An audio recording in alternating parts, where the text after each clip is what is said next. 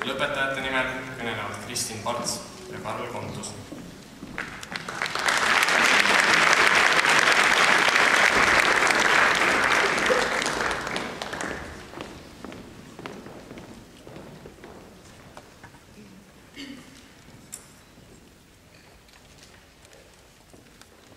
Austatud lõpetajad, vanemad, sugulased ja sõbrad.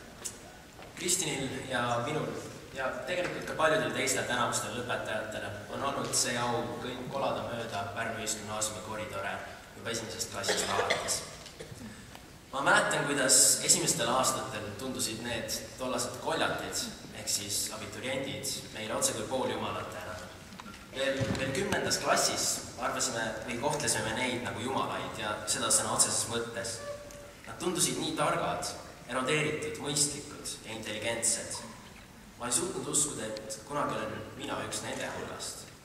Nüüd, kus olen siia jõudnud, tean ma, et see nii-öelda tarkus ja mõistlikkus on vaid kaval pettemäng.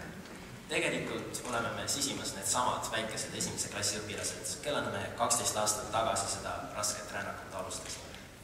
Muidugi, nüüd ma tean, et siinus 90 kraadist on üks ja ma koosnen umbes 70% ulatuses sellisest toredast asjast nagu H2O, aga mõned asjad on siiski muutumatuks jäänud. Näiteks tutipeol veepüstoliga Reimo pihta tulistada oli ikka veel sama lõbus. Ja veel 12. klassis pidi õpetaja mulle meelde tuletama, et kooli koridorid ei ole jooksmiseks. Peale selle, et teha klišeelgi nalli, oleme siin siiski põhjusega. Väiklejal omaselt jagasime oma kõne 2 alapunkti ja need omakorda mitmesse punkti. Esiteks, nagu kõik õpetajad juba korduvalt maininud on, siis meie aastakäik ei ole just teravaim pliiats karbis. Näiteks üks meie hulgast, nimesid ei nimeta, plaanis hästi pikalt millisesse ägedasse Inglismaa ülikooli minna. Ja mõned meist teavad, et varsti lõpetab ta Paldiskis selles rohekas-pruunis vormis. Ma olen vist järgmisel aastal. Ilmselt paljud teist mäletavad, et eelmisel aastal riputati kuldmedal kaela lausa 7 õpilasele meie koolist. Sellise lennu jälgemis on päris keeruline käia. Tegelikult, kui arvestada ainult seda asjaolu, siis oleme me ju lausa 3,5 korda kehvemad kui meie eelmine lend. Samas, kas me saame edukust mõõta ainult medalite ja diplomitega? Võib-olla meie lend koostabki individualistidest, kes koos väga efektiivselt ei tegutse. On ju suurem enamik meist kukeaasta sündinud ja väikene enesekesksus on meile üsna omane. Samas on kukele vast veel omasem auahlus. Kui nüüd hoolega mõelda, siis kehtib see ka meie kohta. Kui Joosep enam ühtegi paati ära ei puhu ja siiski baleriinikarjääri kasuks ei otsusta, siis ehk näeb teda juulikuus telekast Inglismaa vetel sõudmas. Lisette ja Martin võivad oma muusikaleidega mõne aasta pärast konkurentsi pakkuda Andrew Lloyd Webberile. Pamela režissööri talenti võib nautida juba praegu. Meie seas on tohutult andekaid jalgpallureid, korvpallureid, väiklejaid, lauljaid, modelle, kitarriste, võrkpallureid, sulgpallureid, rallisõitjaid, tantsijaid, näitlejaid. Igaüks meist teeb midagi erilist ja on sellega saavutanud märkimisväärselt tegusid.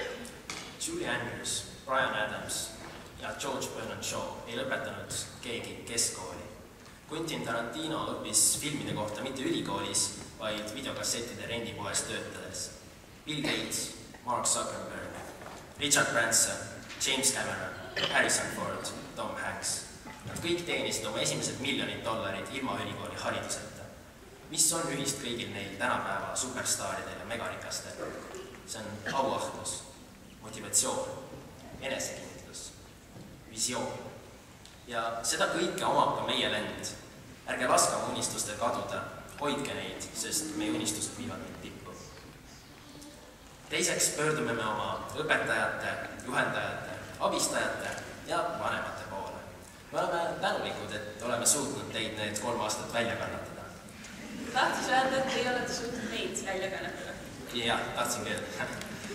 Eelkõige tahame muidugi tänada meie alati positiivset ja rõõmsameelset klassivõttajat Evelyn Saksa, kes lisaks keemiale juurutas meisse teatrikultuuri, lisaks haridusele ka haritust. Me täname ka B-klassi klassivõttajad Eve Merilot, tänu kellel oleme õppinud muuhulgas näiteks kellu tundma.